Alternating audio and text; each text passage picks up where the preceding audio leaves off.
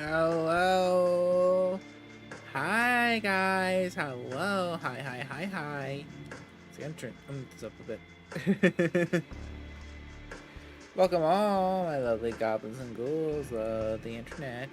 I am Hanyo, your demon cinephile. And let's get, are we live on YouTube? Is it working?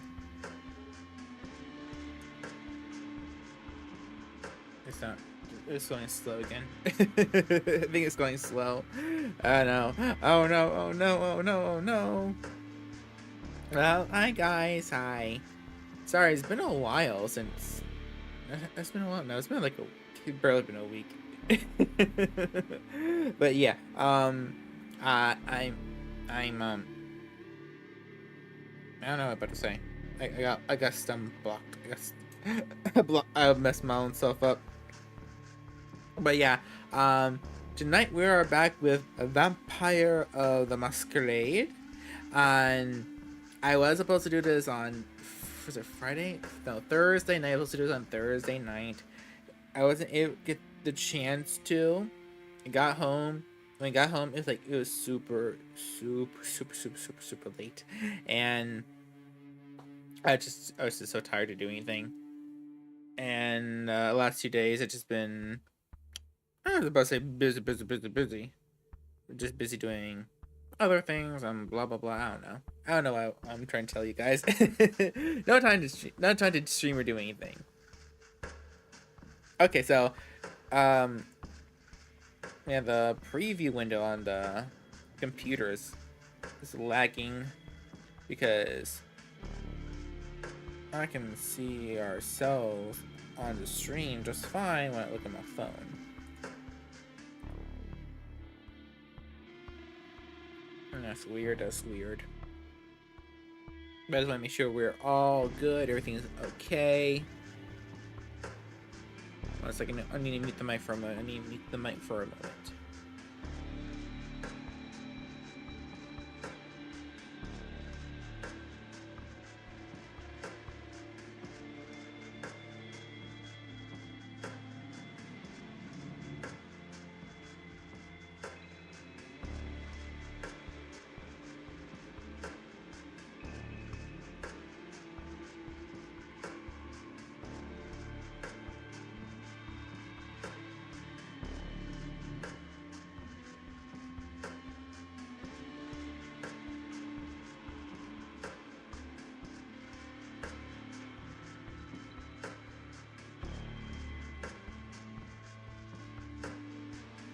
Okay, we're all good. Oh, I just remembered. I didn't fix the chat on the not the chat. I have the what I'm trying to say.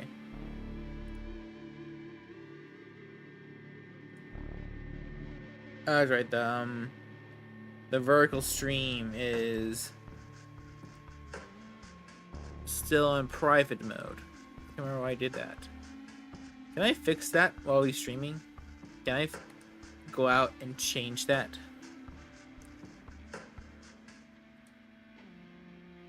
Edit titles and description. No.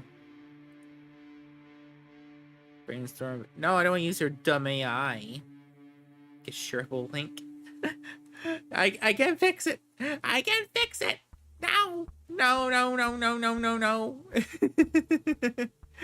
Oh, here we go. There we go. That should work. That should fix things out, even things out, or whatever. Whatever. I would love to use YouTube's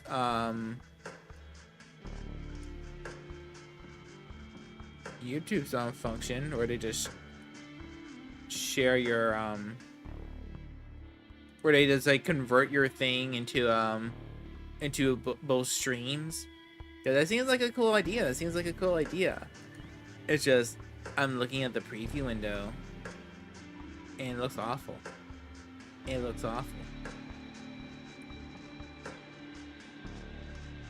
Like, you can't even see me on their preview window.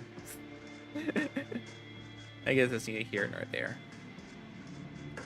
But yeah, let's jump into the game. As we're starting this pretty late. We're supposed to start this at 9. We're supposed to start this at 9. And uh chaos happened. Chaos happened. And not chaos like, oh, it's Bay. Bay is here. I somehow got a tying with Hololive. No, chaos is in the eternal fire of unpredictability rain down upon me and cause shit to stir up. And that's just me bragging. That's actually part of the lore of stuff I brought up. That is chaos. Chaos is a fire of unpredictable bullshit. And it's one of the most powerful magics in the verse. I really need to write more about chaos. It's a cool concept. I really love chaos. That's me actually...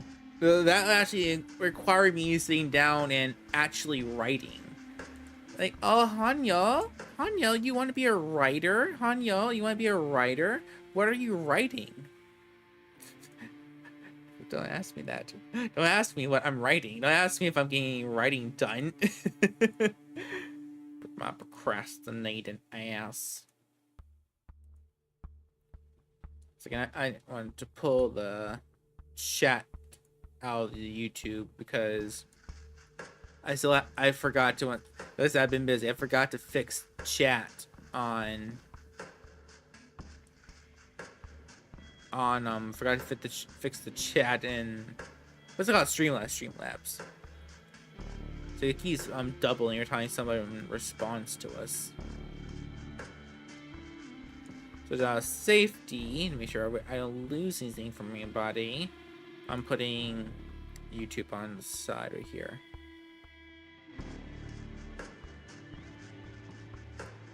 Yeah, like I said, let's start the game because I'm not sure how long I'll be able to stream because I have to wake up at pretty early. I had to get the gremlin to school, and I got doctor's appointment at 9, and now I still have to clean the house up because it's a little bit messy. Have to write. I was trying to write and edit that video. I finally did watch the Supergirl recording. I need to edit that down, I think, depending on how much YouTube wants to F with it because of the song. But let's jump on in.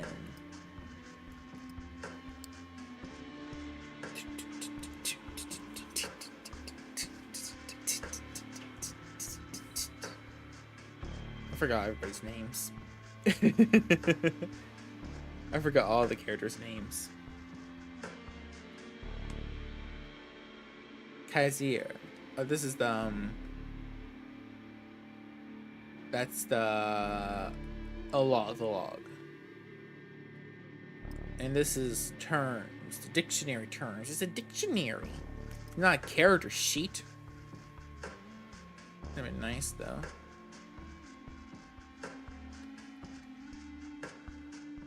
Oh, what the heck is this?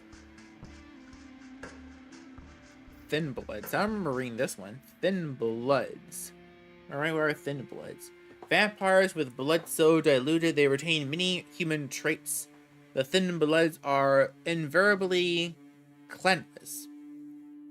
Survivors of the last decades of a promise. See, there's a mute sign that's on the TV. Prejudice and ostracization. Their numbers now swell. Their messy street alchemy and ability to pass as human makes them uniquely suited to thrive outside kindred society and make their own fate in the postmodern night. The thin-blooded can be of any mortal origin and are not affected by their parent clan's curse, nor by their preferences in the same degree as their sire. In the 2009 Inner Circle, the Camarilla issued an edict that all thin-blooded must be branded or tattooed with the mark of the crescent moon, inked by a Chimia tattoo artist or scorched with a beam of sunlight. The brand is irreversible. Many kindred still view the thin-bloods as threats to the Masquerade. Weaklings, runoffs, abortions, and will destroy them if given the chance. Those who do not despise the thin bloods tend to call them the young ones, chameleons, or just sports? Okay. And also, I'm racing my man in the stream early because my throat is freaking killing me. And it started like 2 hours ago, and it's like not like itchy and irritated, but it's like a lump in the back of my throat, like in my throat. And I don't think it's food because I took some medicine and it went away. And now it's starting to come back. Because I'm talking.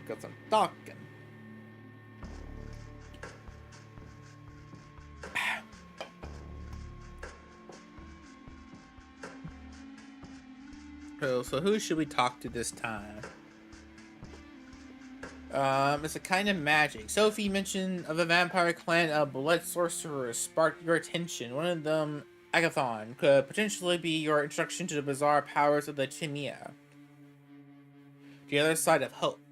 Hope is about to head out into the city. Accompany her to see her true face. The gift that keeps on giving. It's been a while since you heard from D'Angelo. Maybe he's busy sticking his nose where it doesn't belong. Or maybe he's pissed off the wrong people. Jezebel's Childer. Sophie mentioned a general innate by the name Tamika, who made herself a haven in Prospect Park. The Pharaohs aren't exactly a social bunch, even by kindred standards. But if you can keep her from clawing your eyes out just long enough, she might be persuaded to join you. Let's do this one, because I'm trying to make our character seem like a kind of a nice guy. Cause I feel like this is appropriate for his character arc. You make your way through the Grand Army Plaza, passing the soldiers and sailor memorial arc. You can't help but feel a tinge of nostalgia as you picture the place. You've seen it countless times in broad daylight, teeming with life. You quickly get over it and pass through the northwest gate into the Prospect Park. The park is its usual maze of unkept. The park is his usual maze of unkept foliage and dimly lit alleys. Silence hangs in the air as it would at this time of night, and there doesn't appear to be any sign of kindred presence. You start to suspect Langley's source fed her a bunch of bullshit, but you're not willing to give up just yet. You take a deep breath, your nostrils filled with the scent of dead leaves and something else. A faint whiff of copper. Too subtle for a human to notice, but your newfound kindred intuition tells you that you're in the right spot. Yeah, these are Tamaki's hunting grounds. Alright, it's more than a hunch. You can feel it in your veins. Now it's only a matter of finding her. Unless, of course, she finds you first. As you ponder your options, you hear footsteps coming from behind a line of trees. Quick, but evenly pace. Most likely a late night jogger. No vampire would take kindly to you feeding in their domain. But then again, perhaps you could kill two birds with one stone. Well, I don't seem to be needing the blood, so let's hold off on feeding. Let's walk around the park, because our character's an artist. He appreciates these kind of things. So let's walk around the park. You make your way through the park just casually enough to draw the attention of anyone who might be watching. As you turn south, the air becomes unusually dense, and the scent of copper intensifies. Suddenly, you hear a faint noise, a rustling of leaves coming from a nearby ditch. You stand motionless, listening intensely. In a split second, the air by the side of your head swirls like a vortex.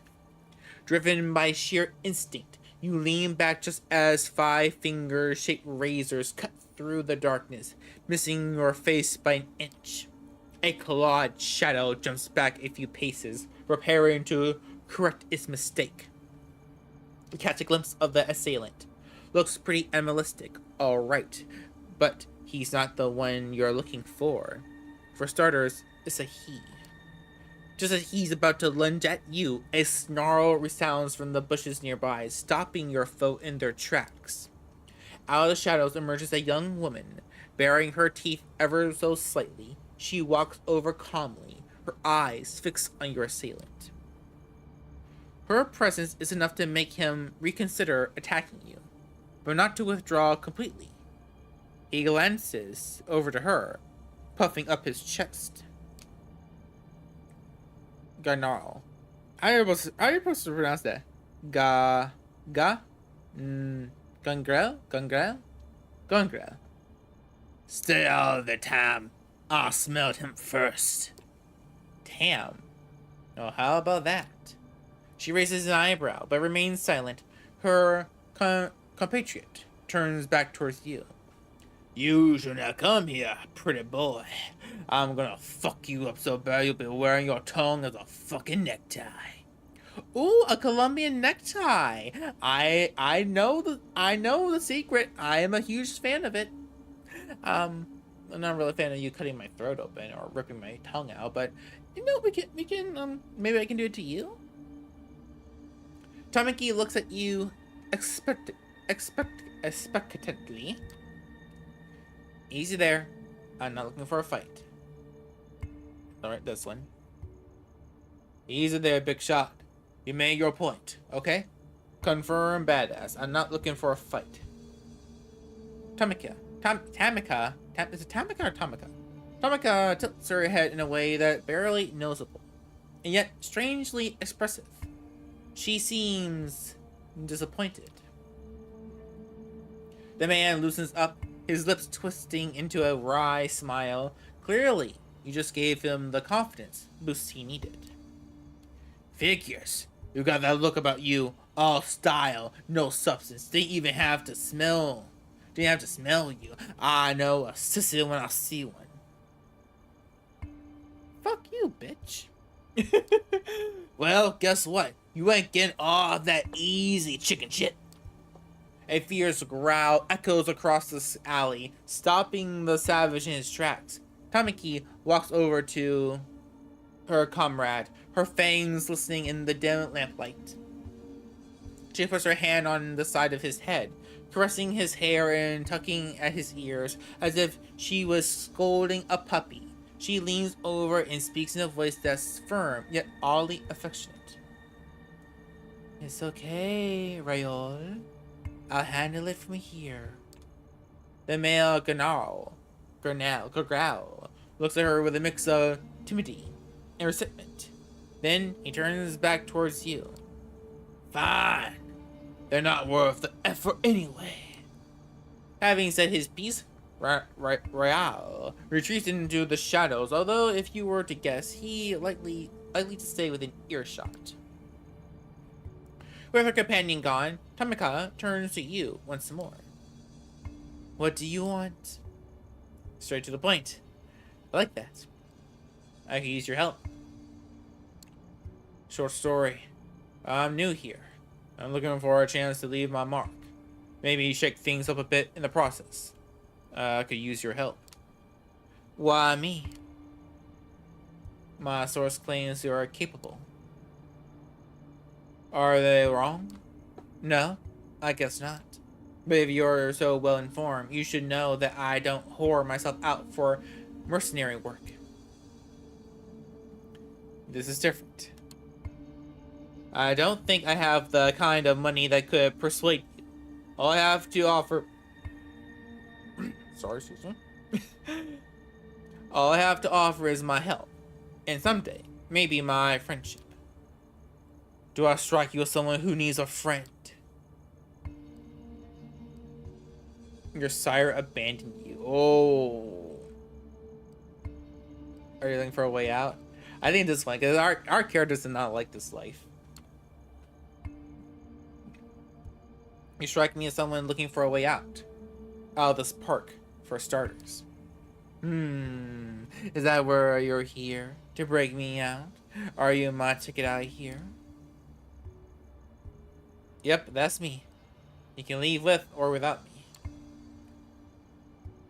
Look, I'm not stupid. I know you can leave anytime, with or without me. I'm just asking for a couple of nights of your time. So what's it gonna be? For a brief moment, she stands there, motionless, looking straight into your eyes as if trying to size you up. Finally, she looks away. It looks like she's come to a decision. Just so that we're clear, I don't trust you. I have no reason. Frankly, you sound more lost than I am. Still, there's something about you. Most kindred who are this pretty tend to hide or hide. Most kindred who are this pretty tend to hide rot underneath. But I don't smell it on you. So I'll give you a chance to prove yourself. Oh, I got a trophy. Convince Tamaka to cooperate with you.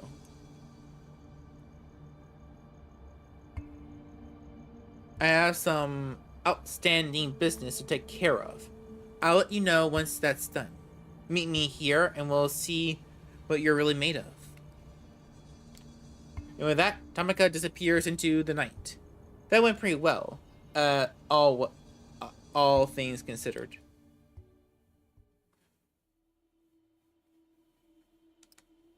Any new words? No. You're walking down the street towards your haven. In some other town, the sidewalks would be deserted this time of night. In NYC, there are plenty of passerby going about their business. It's easy to be paranoid when you're a vampire surrounded by a crowd of humans. The kindred have many enemies, and all those enemies have one trait in common. They're invisible, indistinguishable from normal humanity. Other vampires, hunters, all look like people. Is that old man just a tired restaurant worker or a kindred thrall tailing your movements? Are the officers idly waiting in a patrol car ordinary cops or second Inquisition specialists looking to end the undead threats? This kind of thinking leads to madness, but you can't shake the feeling that someone is watching you. It's not the first time you felt like this. Following the queue of so many mortals around you, you stop at a street corner to casually survey your surroundings, if you were trying to remember which turn to take. You look around obscenely at street signs, but in reality, to see if someone really is following you. Down the street where you came from, a crowd of young drunk men argue loudly about baseball. There's an indistinct figure standing behind them, almost impossible to notice. A woman, probably. The men unconsciously move around her as they start to walk away, still mouthing off at each other. Whatever this is probably something you have to take care of. Best case, someone is tailing you. Worst case, you'll be attacked and killed. Unfortunately, being undead has its limitations. The sun is coming up soon. You'll burn to a crisp if you stay on the streets. You reach your haven and settle in for the day. Disconcerted by the idea that someone might know where you sleep.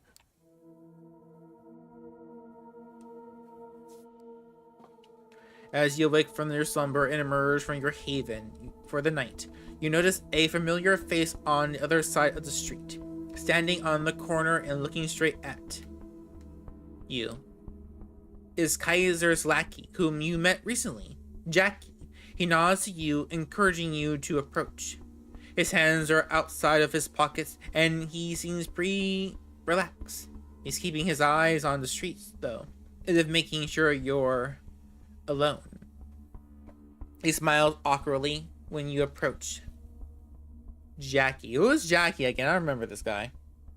Evening. Got something for you from our mutual friend.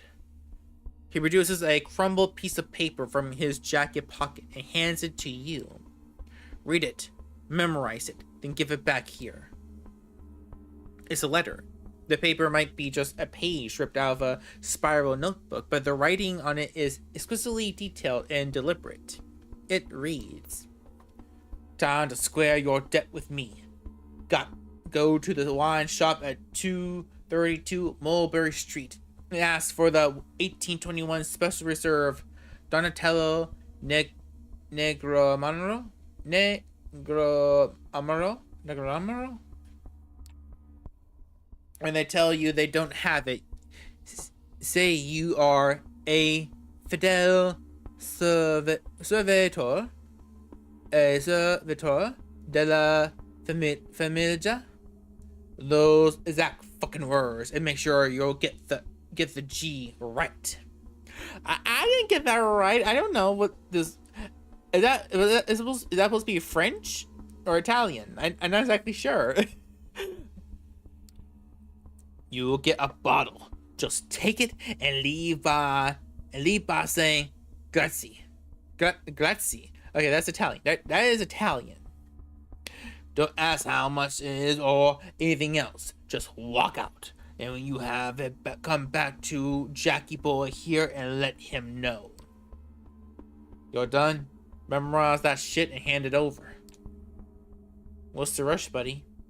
What was all this cloak and dagger nonsense?" "Letters, passwords, what was all this cloak and dagger nonsense? That's how the boss likes it, and who I am to argue. I just do what he says. You about done with the letter?" You note the phrases and address mentioned in the letter, then hand it back to Jackie. He immediately reaches for a lighter and burns the letter, putting out the ashes with his boot. "So yeah, when you do what the boss asks, come back here so I can tell you where to go next. I'll be in that alley over there, so find me when you have the item. Wherever it is, I don't know where it is. I don't know, and the boss made it extra clear that I shouldn't care. So I don't. See ya." He shuffles away and leaves you to pursue the lead from the letter. Time to pay a visit to Nolita. You arrive at the address mentioned in the note. Not counting local restaurant patrons, the street is mostly empty at this time of night. But curiously, the wine shop is still open. Inside, a small, middle-aged woman with curly hair stands behind the counter in front of a wall filled with wine bottles. There's a door at the back of the room with a small table and chair accompanied by a man in a black fox leather jacket with a slick comb black hair. He's reading a newspaper, but pauses as a little bell rings when you open the door. He takes a sip from a small steaming cup, then gets back to his broadsheet. Proprietor? Good evening. How may I help you? Be direct. Chat her up. Tell her a friend sent you. A friend told me that this is the place to get a bottle of the 1821 Special Reserve Donatello Negroamaro. Is that right? She gives you a curious look. No, I'm sorry. I don't think we have that one. Your friend must have been thinking about our 1920 Special Reserve. She turns to take a weather bottle off the shelf behind her. Recite the phrase straight and simple. I'm sure you'll find a bottle for a Fidel Servitor de la Familia G, right? She raises an eyebrow. Let me see if we have any in the back. The woman leaves the counter and goes through the doors in the back. The man by the table puts down his newspaper and takes another sip from the cup, washing it down with a gulp of water from the nearby glass. He tries to hide it, but there is no doubt he's watching you. About a minute passes. Shut the guy out. Just talk him up. So, how's your evening so far? The man looks at you with a smirk but doesn't answer. The doors to the back of the store open and the proprietor emerges with a small, unlabeled, squat bottle of crimson liquid. She gives you an apologetic smile. See? See? Sorry for taking so long. Turns out we did have it. She offers you the bottle and you reach out to grab it, but she retracts it. You do know what this is, don't you?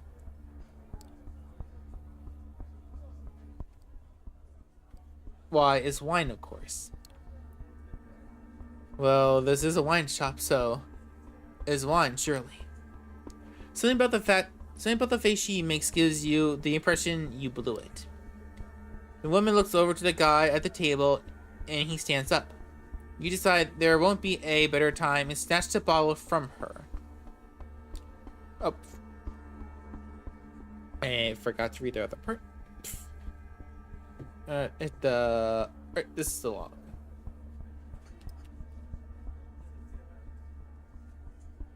The woman looks over to the guy at the table, and he stands up.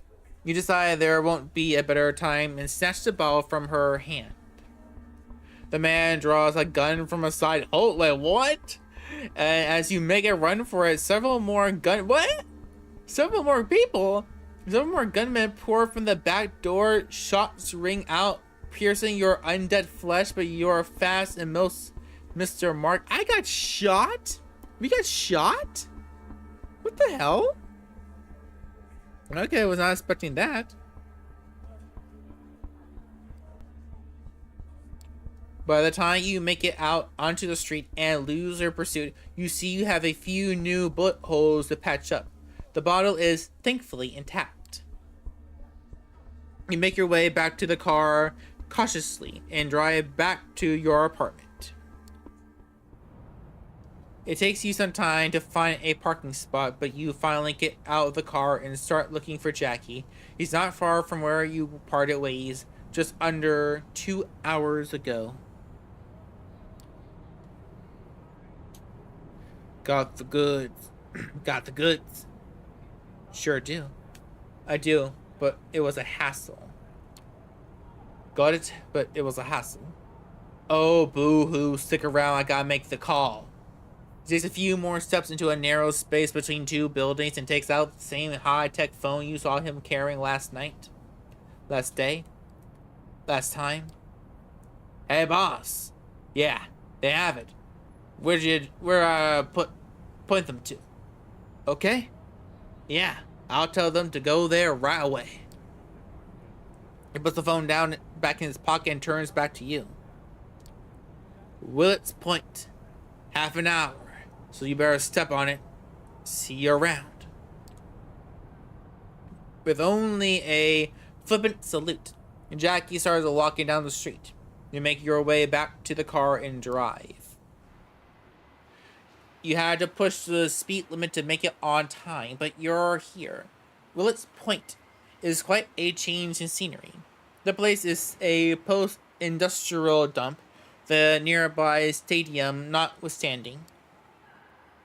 You stop your car once you realize that if you go any further down, the potholes will kill your chassis. You step out onto those gashes in the asphalt, splashing in the ankle-deep water. Kaiser's limo is nowhere to be seen. In fact, the whole place is pretty much deserted, other than the apparent proprietor of a lonely bar, a middle-aged woman who's just locking the place up. Probably should feed because I'm dying, right? Should I feed or should I wait a little bit longer? Because she's an innocent person, right? The apparent proprietor of a lonely bar. Our character's a good guy. You shouldn't eat her. I mean, you are pretty hurt though. You should take in. Well, we're not gonna kill her. We're not gonna kill her, right? So, yeah, let's do it. This is too perfect an opportunity to not take advantage of. She's walking. She's walking to her car, ready to call it a night when you sneak up on her. She's far too tired to resist your strong hold and swift bite. You can taste the caffeine in her veins, smell the cheap cigarette in her hair, the old cooking grease in her clothes. She passes out. Your assault the closing note of a long day at work. You let her down gently and peel a pang of remorse. You pick up her car keys and drop in place in her drive. You pick up the car keys she dropped and place her in the driver's seat. She'll find an explanation for passing out like this for sure. The bright lights of a car pulling over down the road illuminate you as you close the door. It's a black limo. Kaiser. Finally here, it would seem. Same as last time, the car doors open, but nobody comes out. You know the drill. This time, Kaiser is visible when you look inside. You sit down and close the door behind you. That's right, this creepy-looking guy. I forgot what his whole deal was. It's just to be rich, right? Heard there was a shit. Heard there was... I was just play. He doesn't seem to have lips, right? He just seems to have upper lips, so... Heard there was a shootout in Mulberry. I told you to stick to the fucking script. Didn't I? You have the bottle. Give it here. Hand the bottle over to the Nosferatu. He uncorks it gently. There's a lift and puts the cork back in. Yeah. That's the stuff. Good job, kid. Because you're get paid. Oh yeah. And also, take this. It's what Langley wanted. He passes you an envelope with what feels like a thick card inside. Thank you, Mr. Kaiser. We're even now. I think you still owe me a bonus. Now let's just say thank you and get the frick out of here. Yeah. I'll send Jackie over if I ever need anything else from you. How about that? Time for you to get out. Now. He weaves out of the car with the envelope in hand. You get out, back onto the torn asphalt and the disparate and discreet surroundings. The limo slowly drives away. Finally, you can return to Sophie and bring her what she wanted. Gregory here. Gregory lets you in. You hear a shrill, unpleasant laugh, and you realize Sophie's having a guest over. Ooh, who could it be? He's the man from Elysium, the one with the glasses and good taste in suits. You didn't have a chance to talk to him last time you saw him. Ah, Hanyo, so glad to see you. Tell me, did the two of you previously meet? The man doesn't wait for an answer. He approaches you with a energetic, almost dance-like steps and puts out his hand. Thomas Arturo.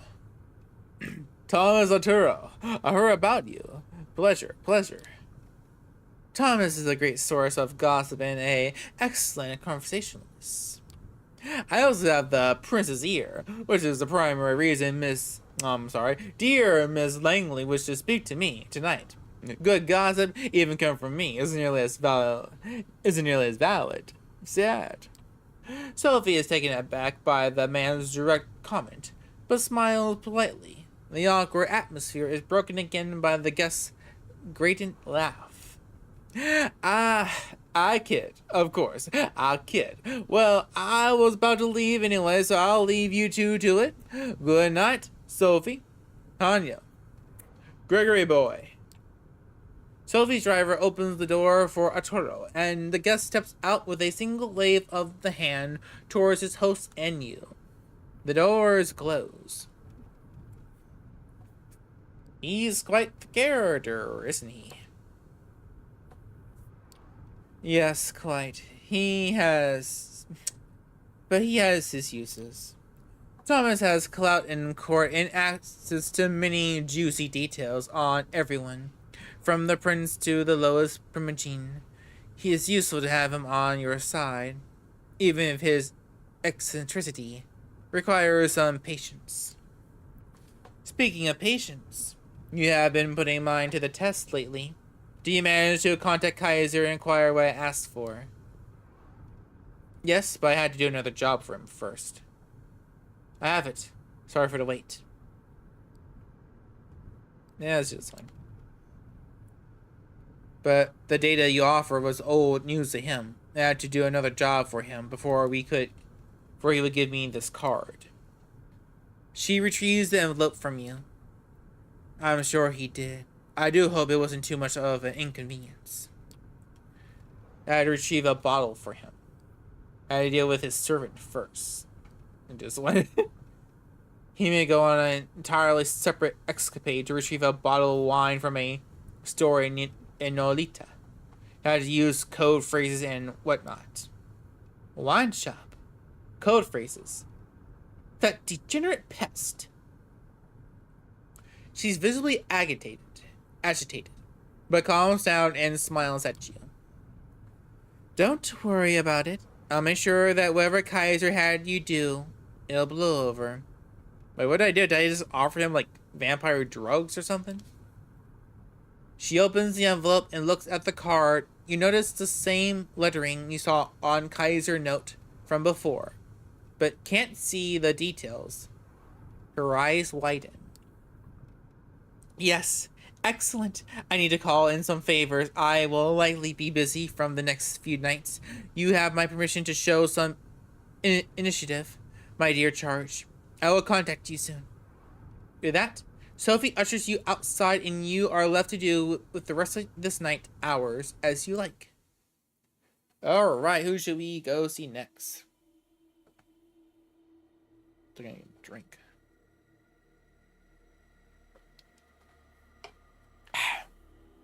There's no, I'm barely hearing audio.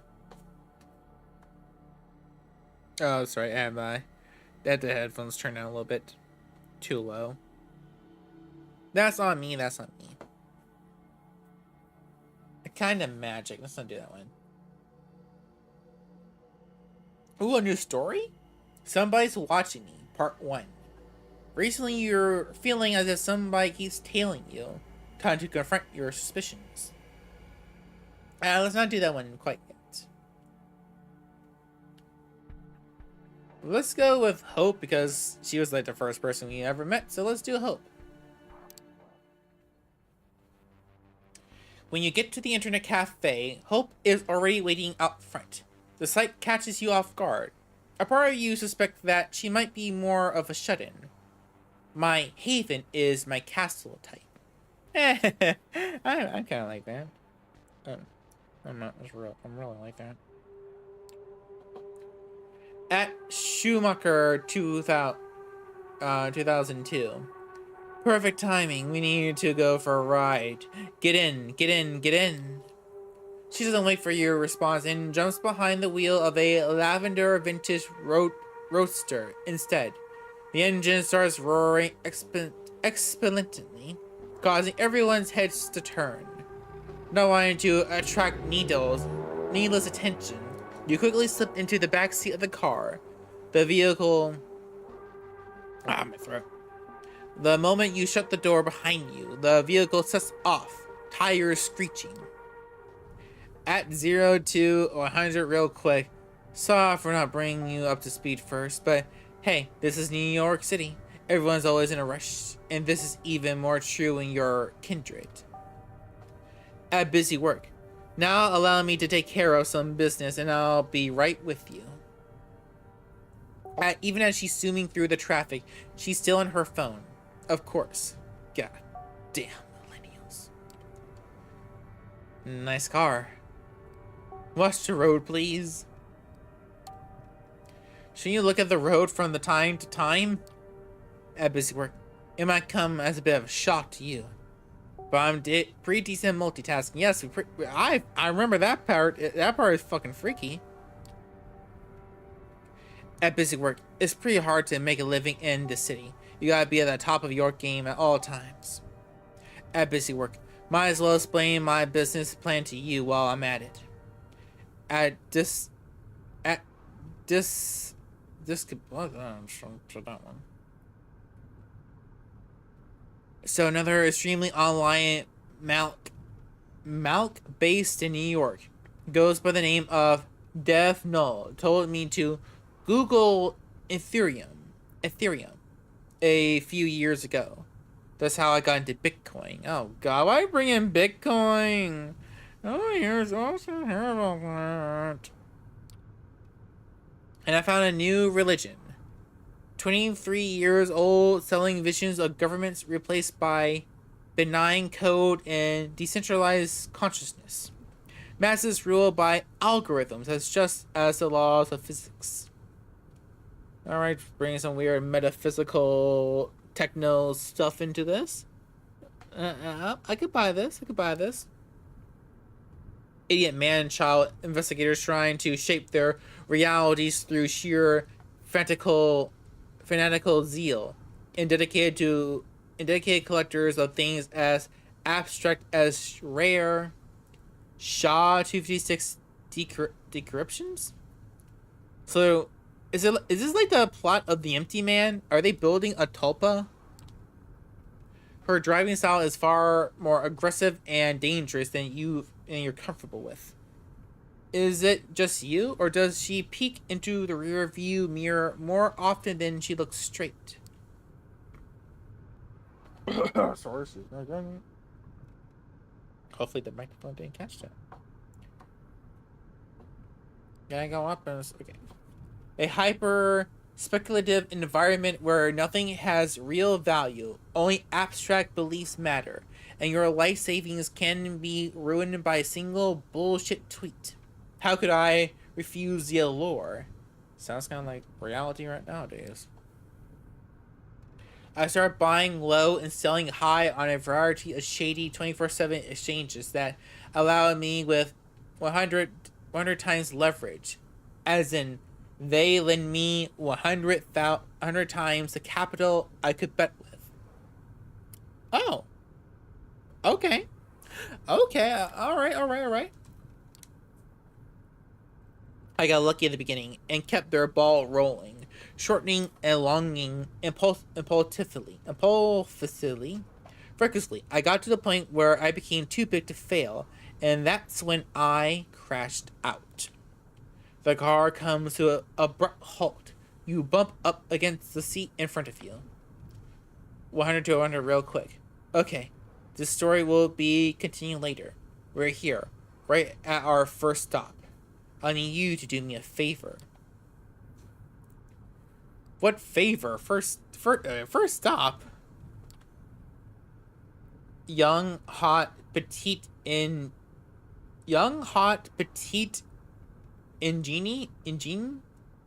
Oh, hot, young, petite. That's... Oh, okay. I know what that is. I'm not sure what that part is. Yeah, I need you to run a few errands tonight.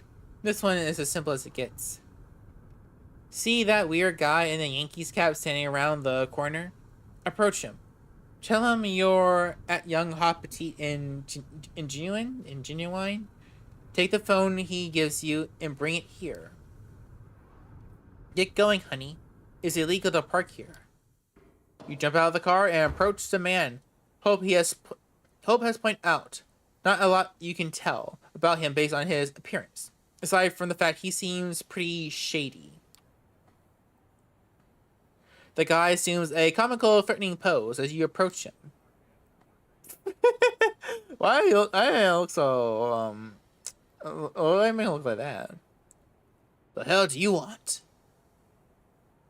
I'm here for your phone. I'm young, I'm a hot, and I'm petite. Well, our character is pretty attractive. He's young, but he ain't. I don't think he's petite. No. At young, hot, petite, and genuine in disguise. Oh, no offense, but I can't put a girl. I mean, no, yeah, my bad for assuming. Damn. At least being nice about it, I think. He takes the phone out of his pocket and covertly passes it to you. Everything's been prepared and preloaded according to your instructions. Should take about 2 minutes to transfer the data. Now get out of here. The man walks away with an exaggerated hip hop get. You jump back into Hope's car. She immediately steps on the gas. You got the phone? You're the best. Pass it to me, please. She connects the two smartphones using a cable. Begins some sort of data transfer. Looks like it's an identical model. After a minute or so, the process is complete. Alright, goodbye, lovely. You served me well. Hope opens the car window, grabs her own phone.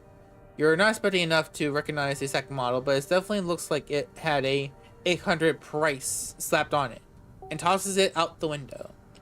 Surprised, you look behind you and see a car in the opposite lane run over the abandoned device. Hope notices your quizzical look. Off the grid lifestyle. I've been needing a lot of burner phones lately, and I'm not going to use some cheap piece of shit. So it's an pretty expensive necessity. Intersection, red light. She takes advantage of the moment to shoot a driving selfie that strategically excludes her face and uploads it to Instagram. You notice her handle there is Averse Beauty.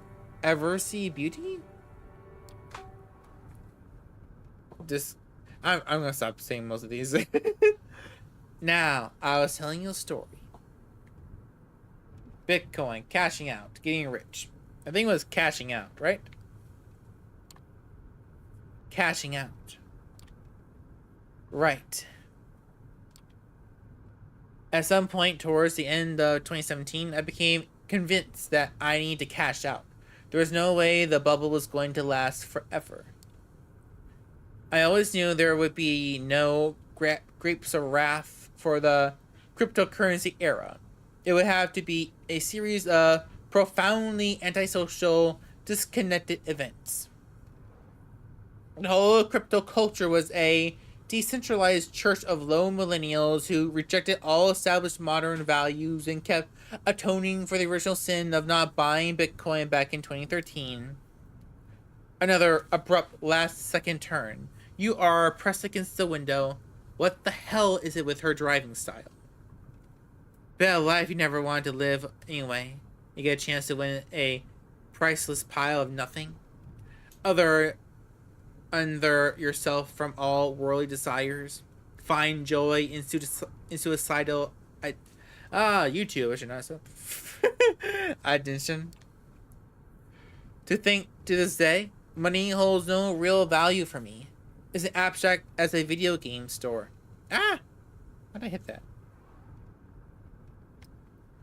Oh, it's right here, though. It's abstract as a video game score. A bunch of numbers on the screen. This joyless world changed me forever.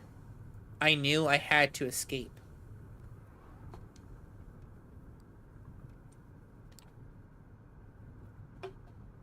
So I took my piles of fictional dollars to a new arena. Elite NYC social circles. Not because I wanted to scam them and make more, but because I wanted to finally have some goddamn fun. I mean, of course, I had to scam them in the process. I had to scam them in the process, but it was only in service of becoming something more than a star. A consolation. Another abrupt stop. This time next to the entrance of a shifty-looking back alley. Alright. Leaky gut syndrome? Oh, okay. Alright, friend. This time you're at leaky gut syndrome. Whistleblower extraordinaire. Whenever a press sneak fuck wants a leak, you got it. Got it? Sorry for putting you out there in my place, but I only personally contact people as a last resort. Gets hard to protect my identity. each time I show my face. And since I got you, our man is waiting for you in this back alley. He's paying back a favor with a flash drive containing crucial information we need to stay safe in this city. Retrieve it. I will circle this area, make sure we aren't in any danger now. When you're done, get back here and I'll pick you up. Everything clear. Good? You exit the car and see it drive away in a hurry, then head into the narrow passageway. Sure enough, there is a man waiting for you at the end of the back street. Unshaven, wearing wrinkled clothes with a nervous eye tick, he looks even dodgier than the last guy you met. When you approach, he gives you a mean look. You lost or something? You said you got a little something that might interest me. Of course. Straight to the point, aren't you? Alright then. Clumsily, he reduces a USB stick from his front shirt pocket and holds it before your face. When you reach out to take it, he pulls his hand back and gives you a slight grin. Getting all this data was risky, you know. Miss Montgomery is an unusually secretive person. Digging up dirt on her took more effort than I expected. Effort that should be rewarded, I think. The more you ask around about her, the more you expect a letter saying, give up your inquiries, which are completely useless at your doorstep, perhaps attached to a surfer cat head. You catch my drift. The secrecy surrounding her screams, friend in high places, brave new world order, Illuminati shit. You know, makes me think I deserve some hazard pay. Start walking away. You try to imagine what Hope would do if she were in your place. Then you simply turn away and start walking back where you came from, calmly, wordlessly, no negotiations. Just as you're about to walk out of his sight, you hear an annoyed grunt behind you. Alright, I should not put you on the spot like that. My bad, okay? Get back here. You turn around and look at the journalist. Expectantly, he sighs and sends the hand holding a flash drive towards you again. You take it. Oh yeah, one more thing. Not really sure what it's about, but one of my informants claims you might be interested in this. He reaches into his inner jacket pocket and presents you with something wholly unexpected. It's a bag of blood, labeled simply as ABARH. Any of the questions that just appeared in your mind. That's it. You take a closer look, but that doesn't answer any of the questions that appeared in your mind. You peek into the journalist's cold, blue eyes and see them twitch uncontrollably. Don't ask me. They say you know what to do with it. Leaky gut. Come on, take it. Drink his blood. Sip the blood. Fine, I'll take it. You grab the bag. Anything else? Yeah, I don't think so. Thank you for your cooperation. Another eye twitch and an awkward silence. You hide the blood bag under your clothes and leave the alley the way you came. Hope's car appears behind the corner just as you walk out onto the street. It doesn't even fully stop when you approach, but slows down just enough so you can jump in. For a second, I'm gonna walk away for a minute because I need to get something to drink because my throat is gonna turn into a raw, bloody mess. Give me a minute.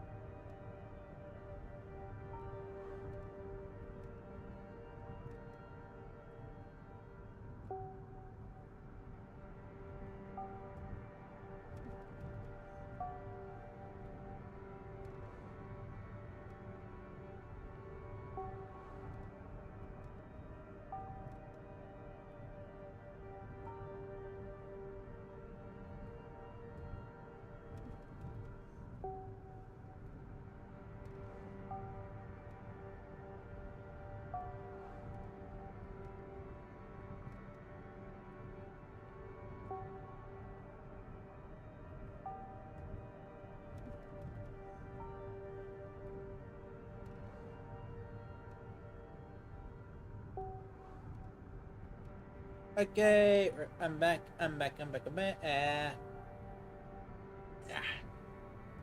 I got a jug of hot tea that Mama Hanya made for me earlier. So I got that, and I also got a thing of juice, some cold juice from the fridge, because we don't have any cold waters in the fridge. Should fix that. But I got a good remedy for my issue. Sorry. Trying to give it a minute to calm down.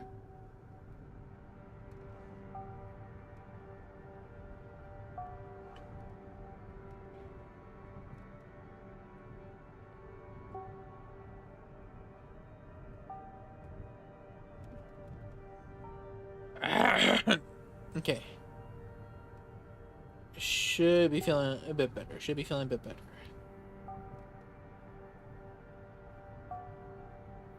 Alright, so we're helping Hope out. I should better finish because we can only do. I think we're gonna stop this hour. So let's keep going. Where's remote? There it is. The moment the door closes, she leans into. Let's scoot up a little bit.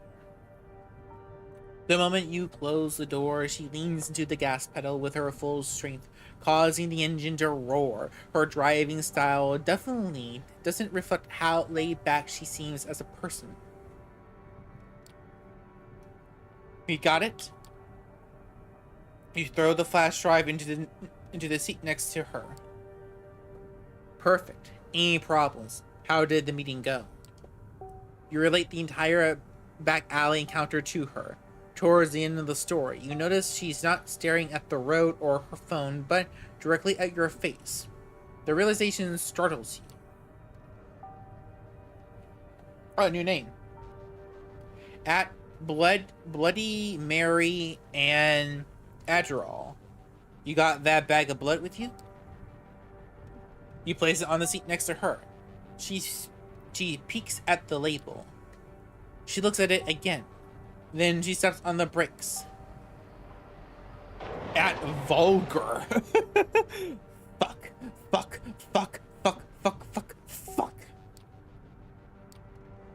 I'm okay.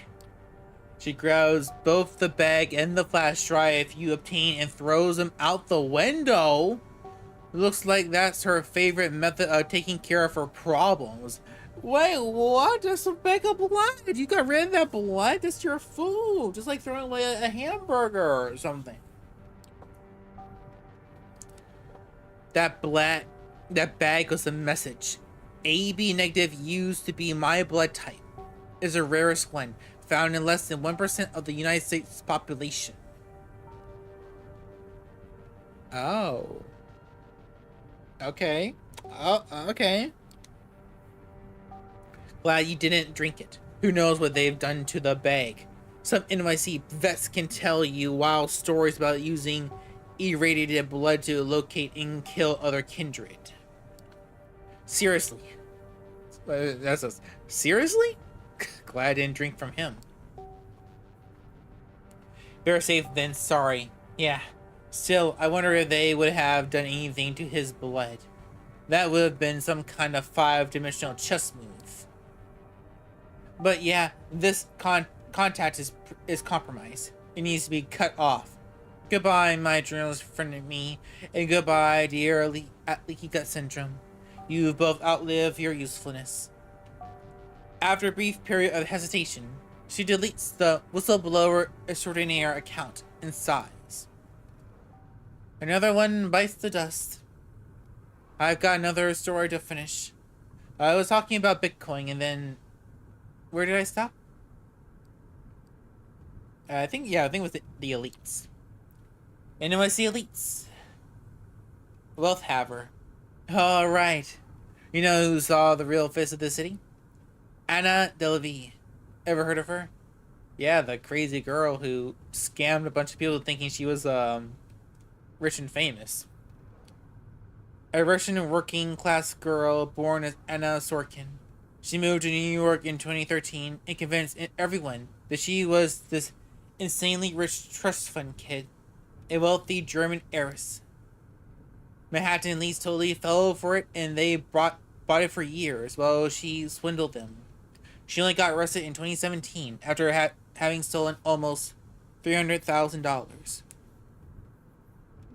Sorkin created her Delavi persona out of thin air, convinced everyone that she was going to set up an art fund and keep tasting all of life's finest pleasures, while being basically broke. She even made up a fake family financial advisor, then killed him off when he became a liability. And apparently, most of her rich victims never admitted to being scammed out of shame.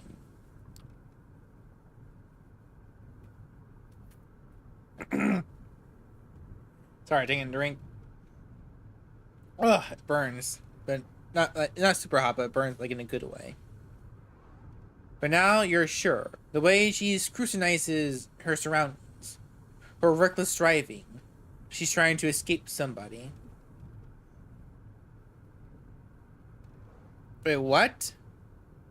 OBS has crashed? Alright. I'm reconnecting everything. I'm not sure this is gonna save the stream. Are we all back up? Are we all back up? Let me see.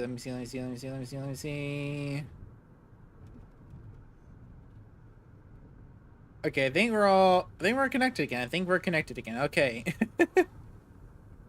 Yeah, so OBS crashed. OBS has crashed on me. That has never happened before. So that's a completely new thing I never experienced. There is an update for OBS that did pop up. It did pop up, but my whole thing was like, well, we're streaming. We're about to stream. Let's do it later. I guess I should have done it right then and there. So we wouldn't have this issue. Too late though. Too late. But like I said, we're only gonna be streaming for like another hour or so. So we good. At Wealth Haver. Now Delavi's locked up with murderers and Rikers, writing her memoirs, apparently picking lots of fights. Bless her heart. She'll forever be an inspiration. But I have more advantages than she ever did. A second, make sure this is still live on the phone.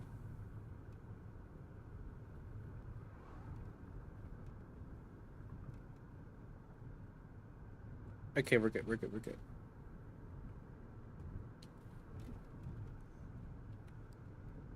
But I have more advantages than she ever did. I have my own considerable funds, and I can rely on many more made-up people than just some old-fashioned financial advisor. A whole bunch of fake content creators and influencers that every rich dumbass wants to get in touch with and collaborate. Makes it super easy to earn more money than I invest. You've seen it firsthand, both as a deceiver and the deceived. It's a city of illusions. Make non-existent money, come up with a fictional status, play nonsensical criminal games, and one day you might just find yourself at the top. All right, we're reaching our last stop. You look around. You're coming up on a parking garage. At Devil Woman Doctor. You're going to take an elevator to the 70th floor. Give the masked man you meet in front of the door this memory card. It contains an art house movie I've made. You mean a vampire movie? By art house, you mean vampire movie. Yes, a movie. You see me rehearse in my haven. You didn't think I was doing that just for show, did you?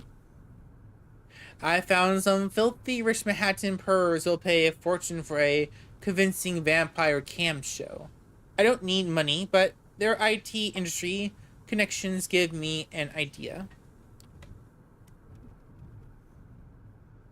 When we give them this memory card, we'll gain access to tech that should allow us to take on my biggest enemy in the city.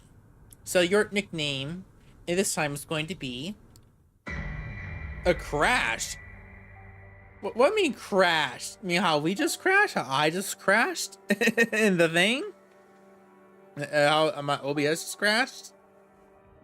You are momentarily dazed and can't immediately understand what happened. The first thing you know for sure is if you were still a normal human being, you'd be dead. You replay the last few seconds in your head. The other car appeared out of nowhere and crashed into Hope's vehicle at the maximum speed it was able to achieve in this closed off space. The driver has already managed to kick open the mangled door next to him and stumble out of his seat. Now, he wordlessly approaches the trunk. And takes out a large caliber silenced pistol out of it. What was this? Is this a vampire hunter? He starts approaching the lavender wreck of Hope's car, obviously ready to finish the job that he started. You have to be fast and violent. It's you or him now. Attack the man. Outrun his gun. Ooh, we're not really a fighter yet. Is this our character arc? Is this our Uncle Ben moment? I think we need to fail one more time, so let's run the gun. Your instincts take over. The world stops moving just as you start running. It can see you, of course, but not as well-defined shape. It's a blur, and its speed is faster than his aim. It gets closer to him. He's scared. It's next to him. He's terrified. A series of superhumanly swift punches rupture his body in all sorts of horrifying ways. His world briefly turns into an ocean of agony and then disappears forever. You stand above the government's body, trying to calm yourself and your killer instincts that when you hear her voice. At same but unironically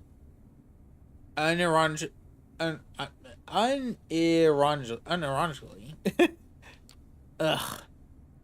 Hope slithers out of the car and sees you standing over your assailant.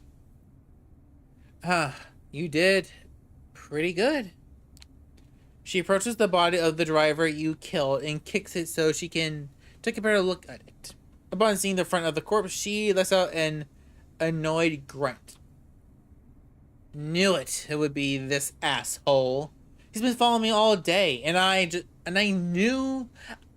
know just who he belongs to. Even before she's done talking, she's already trying to reach something through a video call. Eventually, she succeeds. You see a nonchalant woman in business casual on her smartphone screen. Kara Montgomery. Kara Montgomery. How may I help you? Kara. Oh, didn't expect you'd ever reach me through this channel. Have you thought things through? Wait, did something happen? Did something happen? Your fucking ghoul just tried to kill me, you crazy bitch. That's what fucking happened. Calm yourself, for Christ's sake. This is a baseless accusation. I know he's from Double Spiral. He's been working at your motherfucking company. Come on, you know I can't be held responsible for the independent actions of my subordinates. Why don't we just meet up and talk it over? Hope disconnects the call and instantly blocks Kara from contacting her. You corporate shithead. You make me sick. Tired. She turns her gaze to the dead ghoul. back woman. Ain't no holler back girl. Ain't no holler back girl. I'll dispose of him. Help me put him in my car. 30 seconds later, his body is laying on the backseat of the lavender-colored wreck. Okay, good. You take a look at the scene of carnage in front of you. Every second we are here gets us closer to a serious Masquerade violation. I'll have to exchange my palm de worthy masterpiece of the goods some other time. Not sure what that was trying to be.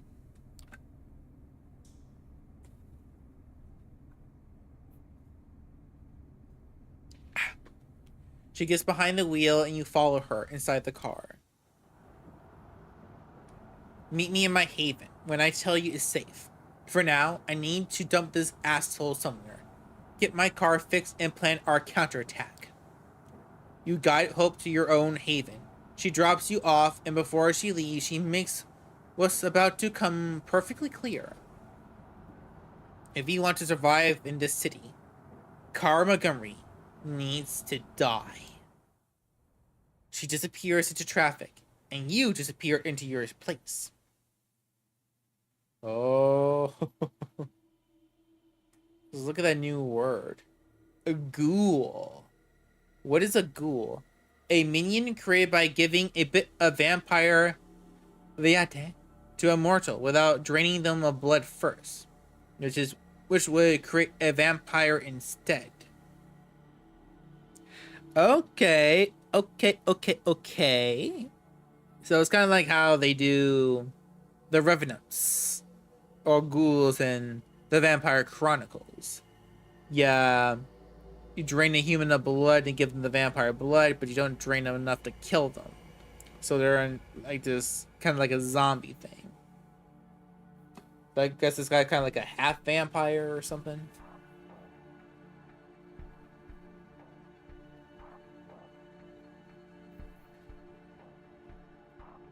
Ah, sorry, I need to get a drink. My throat's killing me.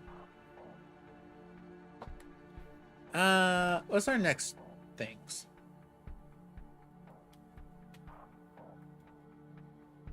It wants us to rest.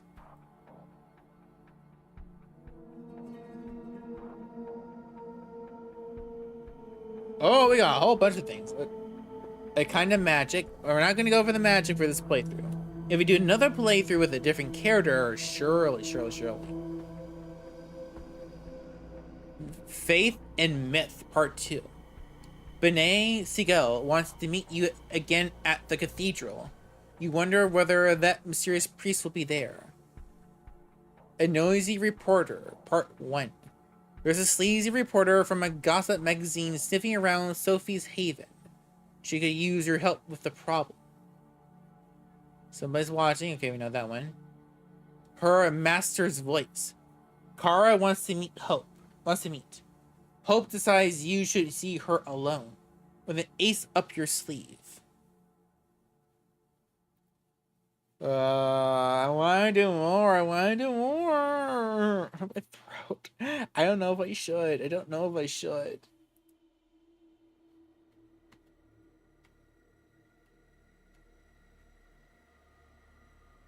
Let's go with Bennett or Benet. Bennett, Benet. You started to look at the churches differently since you last encountered with Benet. You're not sure what has happened inside, but it was unavoidably real. You felt it. When he mentioned that being in the presence of Father Anthony's faith would eventually kill someone like you, an undead being, you believed him. It doesn't seem to be very common, though. In New York, you pass thousands of people every night, and none of them have made you feel so afraid and insignificant. If you were to encounter someone like Father Anthony in the subway or a nightclub, you would know. There are many churches in the 5 boroughs, and you're pretty sure most of them don't contain someone whose faith can touch you in this way. Yet you come wary. They just might. Still, tonight, the cathedral looks as before, a striking landmark, acting as a symbol of faith for people who have no idea that vampires exist in their midst. For them, questions of faith and myth are theological or philosophical. For you, those same questions suddenly define the meaning of your new existence. You sneak into the cathedral, like an old hand, as if going to church had been a regular part of your life. Inside the cathedral, it is almost deserted. You're not sure if you'll be meeting Bennett alone. The idea of feeling Father Anthony's faith on your undead flesh freezes you with terror. Bennett is waiting for you in the front pew of the cathedral in the exact same spot where you first saw Father Anthony. Worried, you approach but don't feel the touch of faith that shook you before. Bennett nods as you sit next to him in the pew.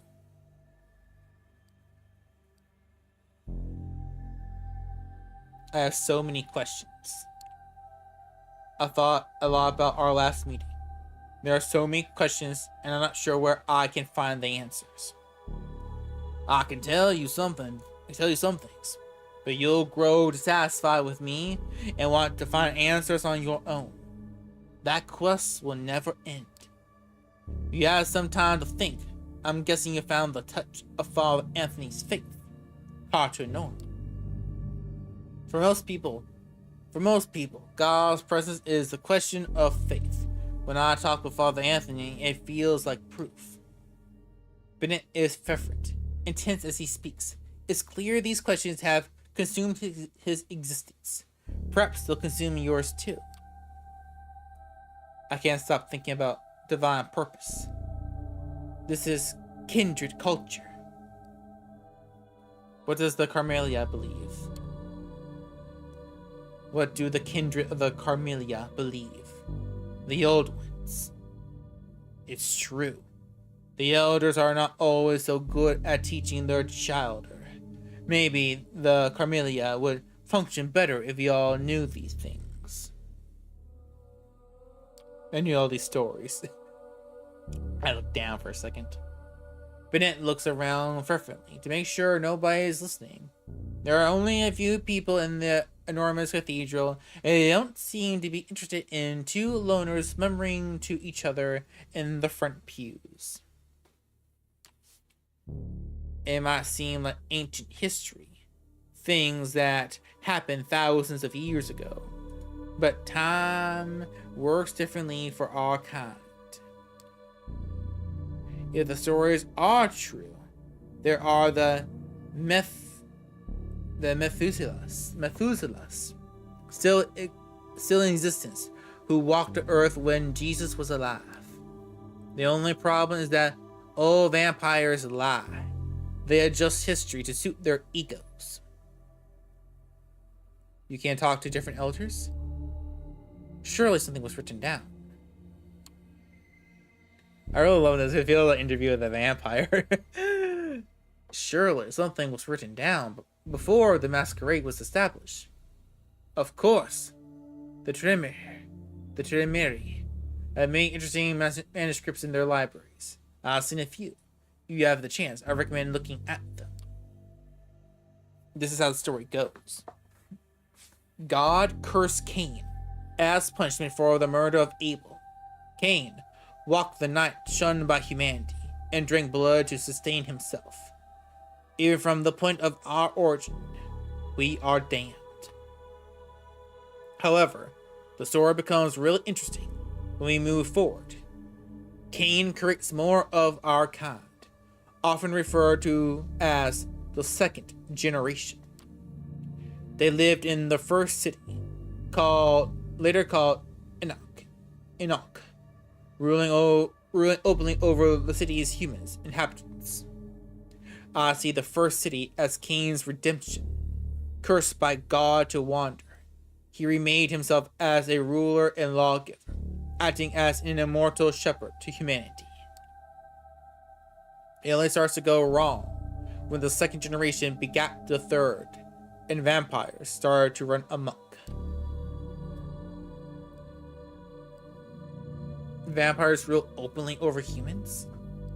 What happened to the first city? So the third generation, also known as the Antediluvians and Antediluvians, who founded the great vampire clans. You can trace a direct lineage of blood to them, of your own clan. We know much more about them than we know about the second generation. After the first city, Cain largely departs the story. Perhaps he was disheartened by the depredations of his descendants. The third generation went on to build a second city in imitation of the first, but it's doubtful their rule was just. A drink.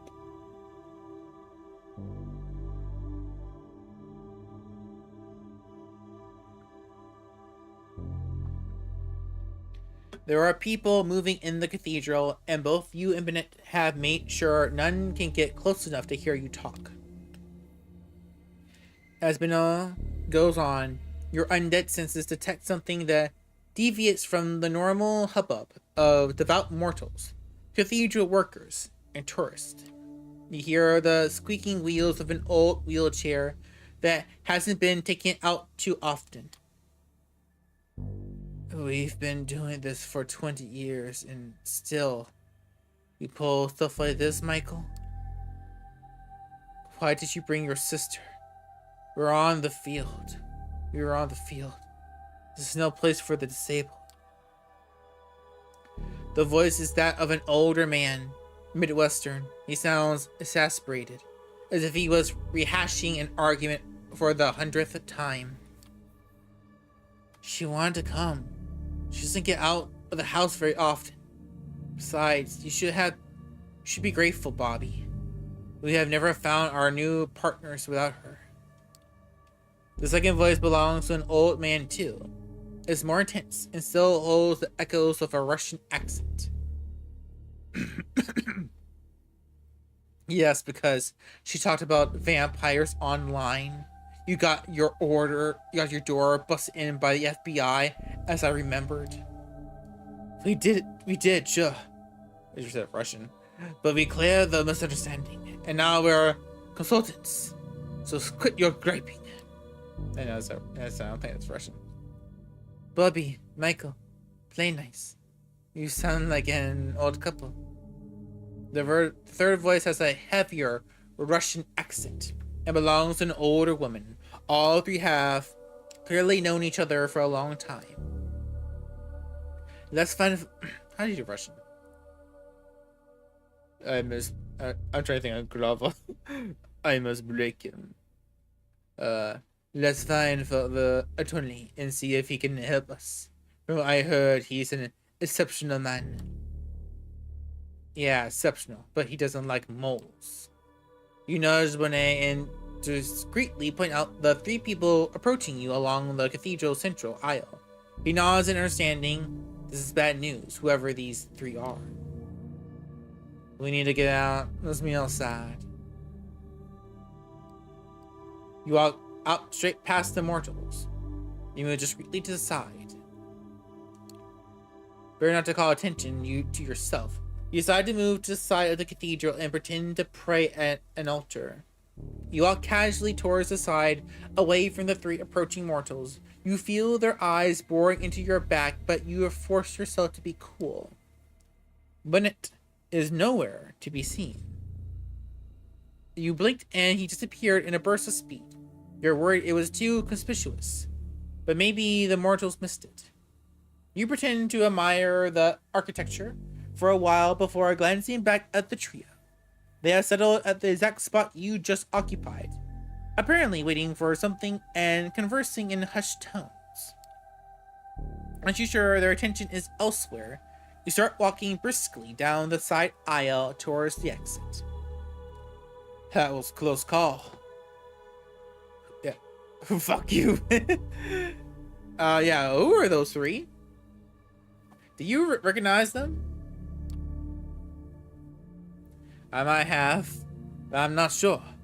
There are talks of a few tenacious vampire hunters living in the city. One of them is supposed to be a woman in a wheelchair. Oh. Oh.